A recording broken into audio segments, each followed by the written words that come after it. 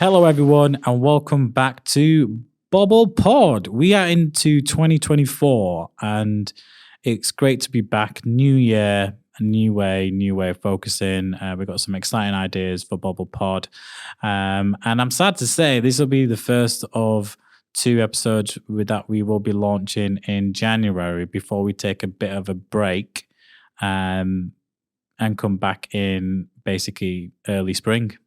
So we're re-strategizing and launch some stuff. So for those regular listeners, we value you. We have been listening back to all the feedback and looking at all the data, and we're taking that data and strategizing and coming back with something even better and bigger.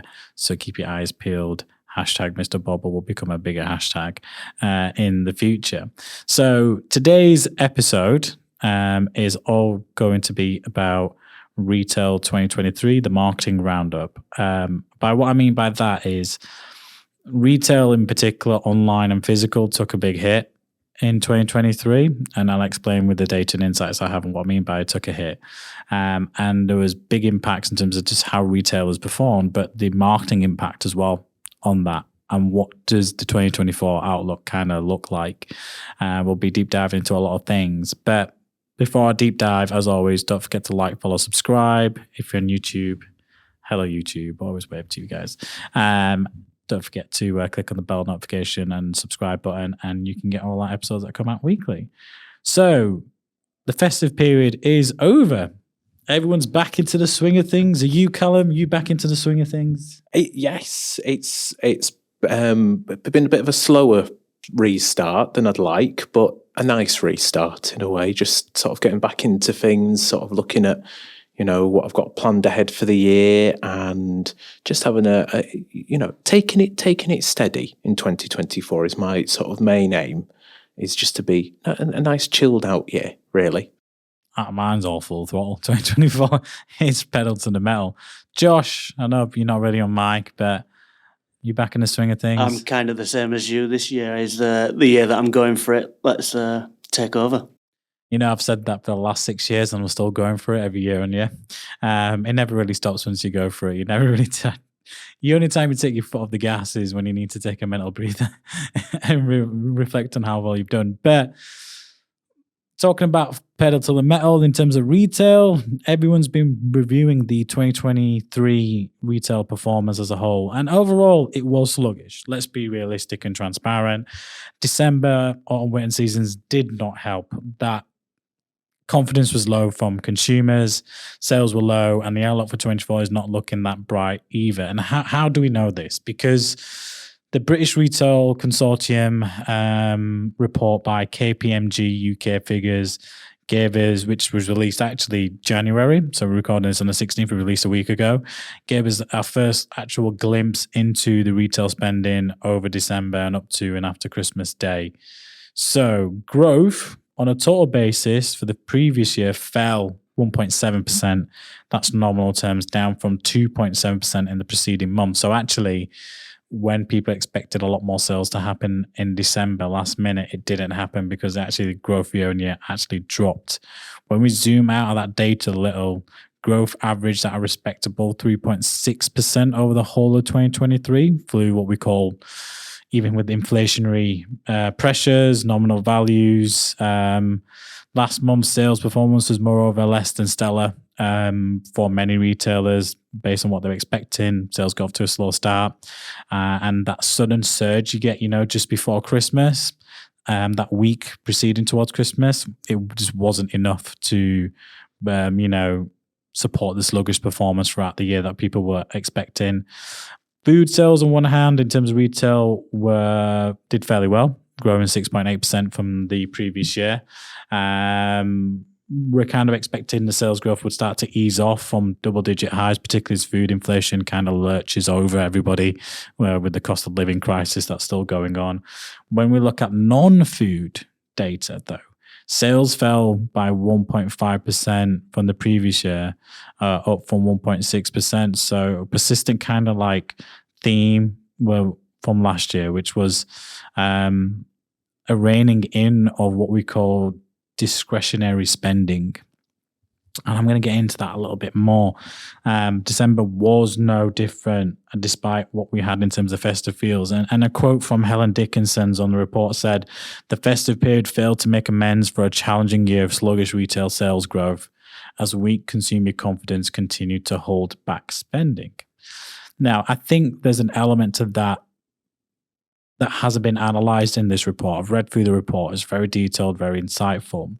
When looking ahead, again, Helen Dickinson, CEO, highlighted that 2024 looks to be another challenging year for retailers and their customers, and spending will continue to be constrained by high living costs. Now, that's just an overview of how it's kind of performed. It has been down. It hasn't been great. We've seen some of our clients that had ambitious targets. Some we hit, some we weren't able to hit. And the reality of it comes down to you have to deep dive into what is the consumer mindset and behavior right now. And everyone's reeling in spend. Not just consumers, businesses as well. So retailers online and retailers in terms of actual physical are bringing spend in. Ad spend wasn't as high as we expected. Some businesses took a risk and spent more, but didn't really see the value. One of our clients wanted us to encourage us to spend more and more and more, but the data wasn't showing that the ROI would increase or sustain at that level. If anything, the data showed that ROI would drop off a cliff. And when we did the test, guess what happened? The ROI fell off a cliff. So they were wasting a lot of expenditure. And it's because everybody was competing for the same levels, a lot more automation into platforms like Google, but some great growth from social media with search terms, introducing new platforms, which is quite great. So retail, and we have retail clients. We have food retail clients in the sense of like Hampers, like Carrot Butler. We have non-food retail clients as well in terms of e-commerce, where we're driving sales, tickets from, product sales. It varies, and there's different sectors. Some sectors are doing well, some sectors are struggling. As we know, food overall has done well, but non-food is taking a huge hit.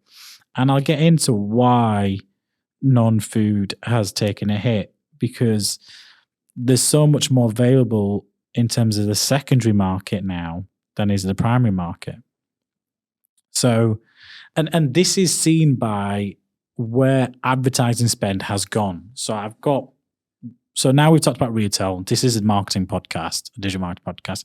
What about the retail ad spend? So ad spend increased each quarter last year with a 31% year-on-year growth in Q1, accelerating to 25% increase in Q2, and then a 17% increase in Q3 2023.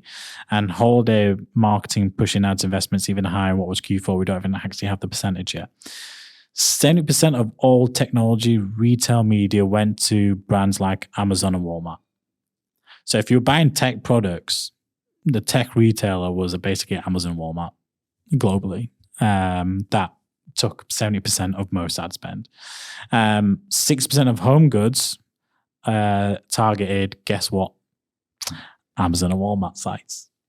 58% of food retail focused on, I'll give you one more guess. Is it Walmart? Amazon and Walmart. Don't forget, Amazon has its food element. Don't forget, it made a 13 billion purchase of, is it Whole Food? Who was it? No, Morrison's in the UK, but they spent 13 billion buying fresh foods, was it? I'm not sure. Whole Foods, fresh foods. Someone comment if you're watching this. But I remember the boy, and I remember the share price increasing to 15 billion. So they actually made 2 billion by buying the company out on share price value alone.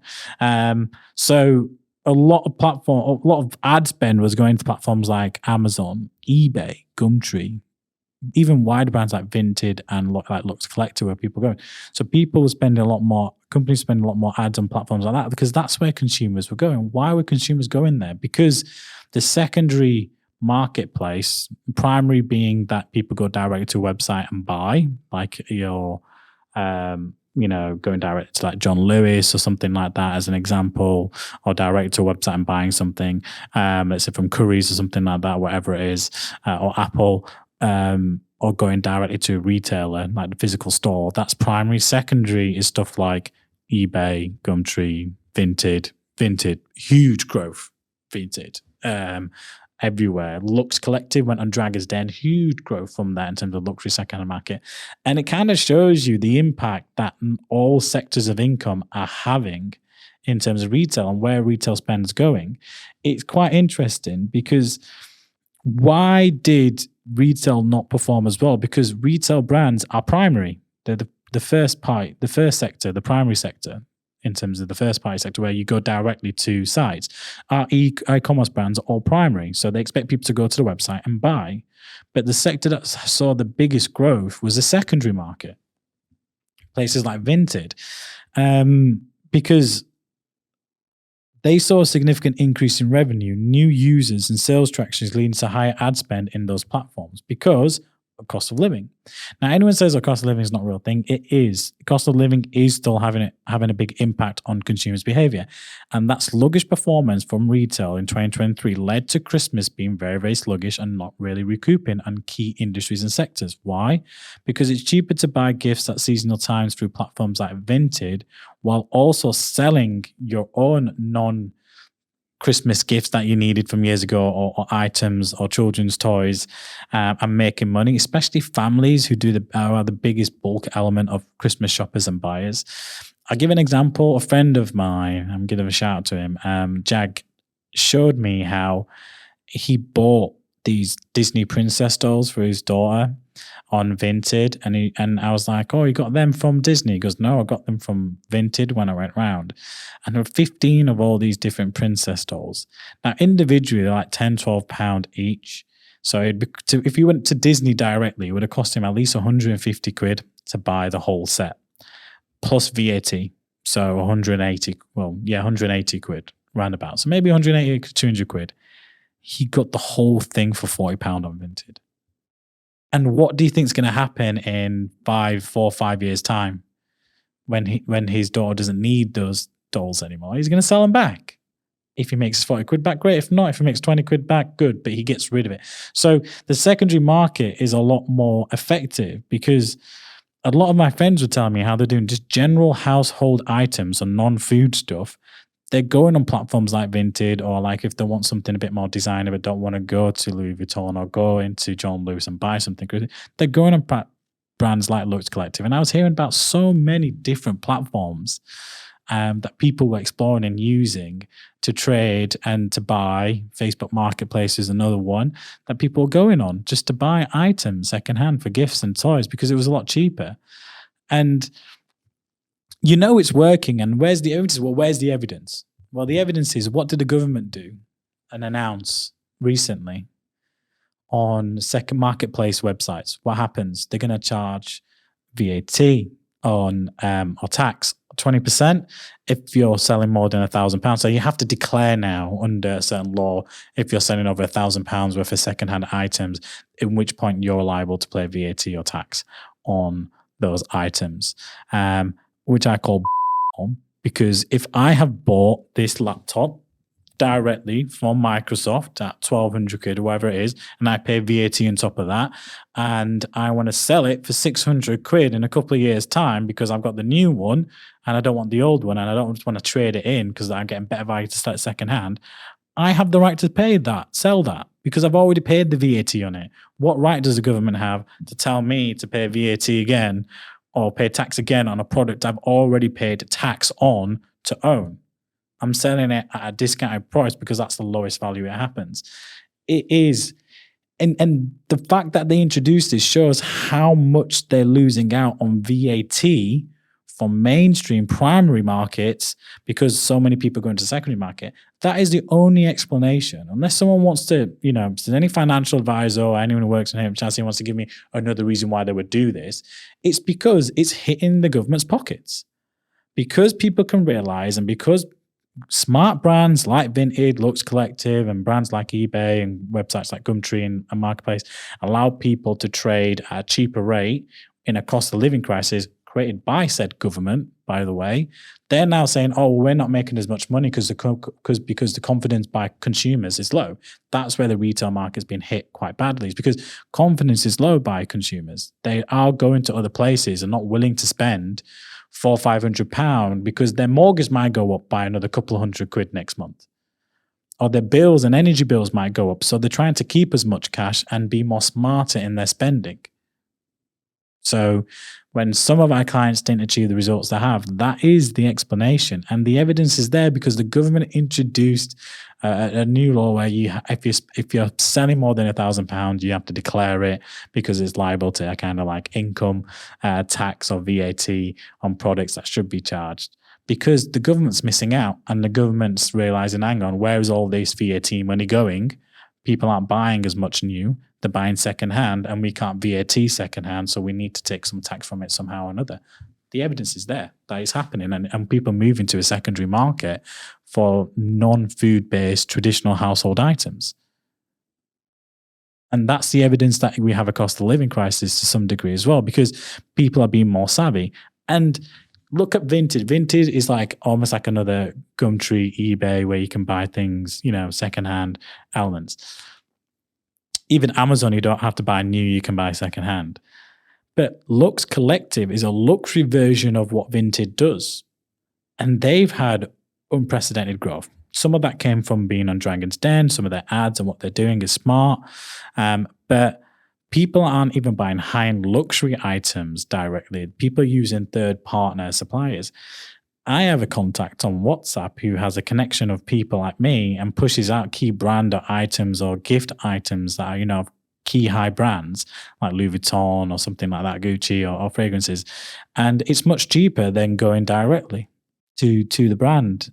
I can buy trainers. I've bought Air Jordans through him because if I went directly and bought them online through an approved seller, not saying I'm buying something knockoff, but if I was to buy it through that, I'd be paying at least 50% more or 40% more, including VAT on top of that for that item. Then this guy saying, I've got a pair of these in these sizes. I can say, well, how much for that one? And then I compare and I'm like, ooh, it's 200 quid cheaper.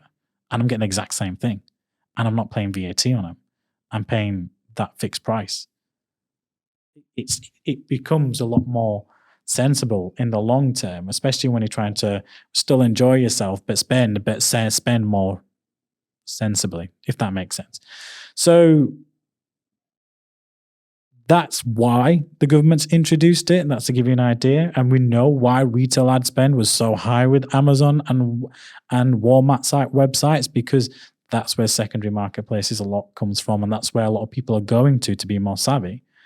2024 is not going to get any better, unfortunately, but I do expect bigger retailers to spend more and innovate in 2024. One of the key trends, and we'll be talking about this in the next episode, which will be my digital marketing trends for 2024, I always launch at the end of January, will be how live shopping platforms like TikTok in 2024 will push more online retail. Big brands and other companies will invest heavily into their brand and better video content suited to key social media channels. That is what retailers will need to really focus on for 2024. But it's like the old adage, if you continue to spend now to achieve more growth in the long term, so short-term spending for long-term gain, brand gain, or do you cut down in the short term and struggle in the long term to try play catch up to those people that were able to take that risk? It's that old recession format. Retail is going to be sluggish for the next 6 months at the very least, and throughout 2024. How long will that last for? We don't know. There are opportunities, there are elements to do it, but it's how innovative and how creative can you get with your video content, the platforms. For example, search, using TikTok as a search platform, using social media for search more than actual platforms like Google that have become a lot more automated. So, which becoming frustrating for advertisers like us. So the retail roundup is 2023, very sluggish. Consumers' behavior patterns changing, moving from primary markets to secondary markets. The government reacting to that by making us declare our income on secondary markets so they can start charging income tax on it, which kind of shows the impact it's having on their VAT. And it's going to remain sluggish. Food items are doing well still, but non-food items are taking a hit, and a majority of actual marketing spend is going to platforms like Amazon. So you need to diversify your portfolio and where your ads or products are placed, and look at other ways to kind of like market them. Use more live video content, like live store shopping on platforms like TikTok, create more engaging and immersive interactive video content, innovate, look at what's worked, what hasn't worked, and you will find your way through. And we'll be providing more insights and more guest speakers from key retailers to give their insights on food and non-food throughout the year, so you guys can get, you know, more insights from key brands in terms of what they're doing, how they're pivoting, what their strategy is to help you along the way. Thank you for listening. Leave your thoughts and comments if you're watching on YouTube. If you've seen any clips on social media, leave your thoughts and comments. We'd love to see them. Don't forget to use the hashtags hashtag Mr. Bobble, hashtag Ask Bobble, or hashtag BobblePod. Don't forget to like, follow, subscribe, and look forward to catching you on my next episode where I talk about my digital marketing trends for 2024. Thank you.